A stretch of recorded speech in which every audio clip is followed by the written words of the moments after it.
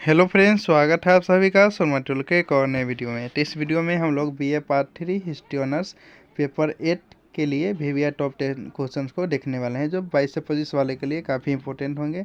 और इन सभी क्वेश्चंस को पढ़ने के बाद आपको उसमें से 5 ही लिखने होते, जो कि आराम से लिख पाइएगा। ठीक है, इसी में से क्वेश्चन आएगा और कहीं से नहीं आएगा।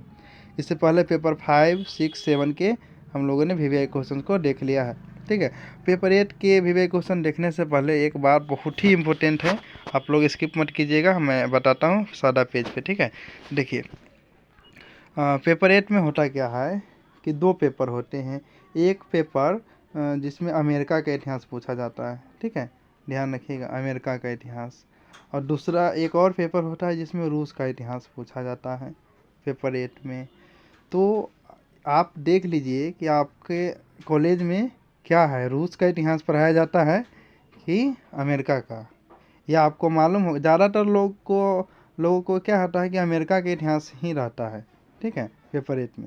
लेकिन कुछ ऐसे भी कॉलेज है जहाँ पर सिर्फ रूस का ही इतिहास पढ़ाया जाता है, या वो बच्चा खुद चॉइस करते हैं कि हमें रूस का इतिहास ही पेपर 8 में होना चाहिए। ठीक है, तो ये आपको खुद पता करना होगा कॉलेज में जा कर के कि मेरा क्या है, रूस का इतिहास है या अमेरिका का।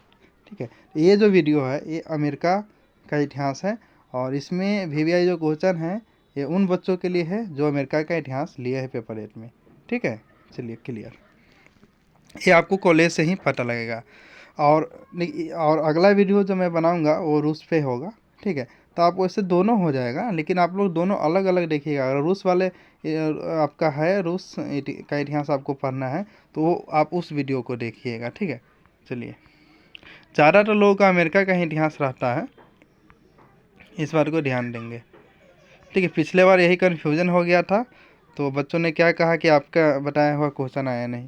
तो क्वेश्चन तो आया था, किंतु अमेरिका के इतिहास वाला मैं बनाया था, रूस वाला नहीं बनाया था। रूस वाला बच्चा नाराज़ हो गए कि आपके वीवीआई क्वेश्चन में से आए नहीं, तो इसलिए मैं पहले बता दिया। ठीक है, चलिए, तो देखिए पहला जो हमारा क्वेश्चन है, अमेरिका के गृह युद्ध के कारणों की विवेचना करें। बहुत इंपॉर्टेंट क्वेश्चन है।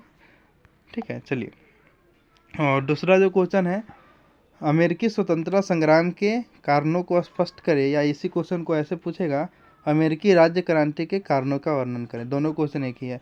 आप लोग ध्यान रखिएगा, आंसर मैं सभी का कराऊंगा धीरे धीरे। ठीक है, अब क्वेश्चन ये चारों पेपर का हो गया, इसके बाद आंसर का ही बारी है। ठीक है, चलिए, पर आप लोग कमेंट नहीं करते, वीडियो को लाइक तो बिल्कुल नहीं करते, इसलिए मैं वीडियो बनाता नहीं रहता हूँ। ठीक है, 20वीं शताब्दी में अमेरिका के आर्थिक विकास पर प्रकाश डाले। ठीक है, अगला है जेफरसन के लोकतंत्र के तत्वों का वर्णन करना है। और नेक्स्ट है, द्वितीय विश्व युद्ध में संयुक्त राज्य अमेरिका के शामिल होने के क्या क्या कारण थे, उसी को लिखना है। अगला है, विल्सन के 14 सूत्री कार्यक्रमों का उल्लेख करें। 7वां क्वेश्चन है, संयुक्त राज्य अमेरिका के पॉपुलिस्ट आंदोलन के कारण, स्वरूप और महत्व का मूल्यांकन करें। और 8वां क्वेश्चन है, अमेरिकी साम्राज्यवाद पर एक निबंध लिखें।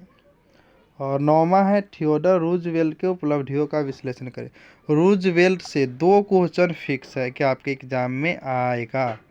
ठीक है, एक तो कम से कम आएगा। देखिए, रूजवेल्ट की विदेश नीति का वर्णन करें।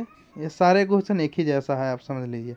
1800 से 1829 के बीच अमेरिका की विदेश नीति का पुनरावलोकन करें।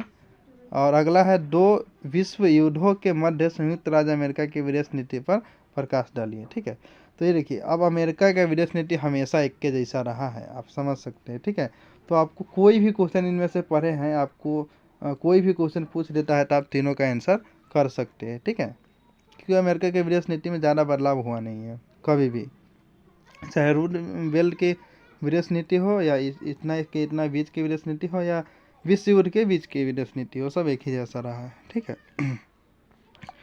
और मैं कुछ 3 क्वेश्चन एक्स्ट्रा भी लाया है। ठीक है, अभी बहुत समय है, इसके बाद जब आपका एग्जाम आएगा टॉप 5-7 क्वेश्चन भी मैं आपको दूंगा। ठीक है, तब तक आप इन सभी को पढ़िए, और इसका आंसर भी तो मैं कराने ही वाला हूँ। देखिए, जॉर्ज वाशिंगटन की प्रशासनिक व्यवस्था का विश्लेषण करें। और अगला है, पूरा निर्माण समस्या से आप क्या समझते हैं, इस समस्या का निराकरण कैसे किया। यानी गृह युद्ध के बाद जो पुनर्निर्माण हुआ था उसकी बात कर रहा है। अमेरिकी समाज और अर्थव्यवस्था पर महामंदी के प्रभावों का परीक्षण कीजिए। तो इस तरह से आपके VVI क्वेश्चन हैं। इन क्वेश्चन को आपको पढ़ने के बाद आपको कोई दिक्कत नहीं हुई एग्जाम में। 5 क्वेश्चन तो आराम से आएंगे इसमें से, ठीक है। चलिए तो मिलेंगे नेक्स्ट वीडियो में। Thanks for watching this video.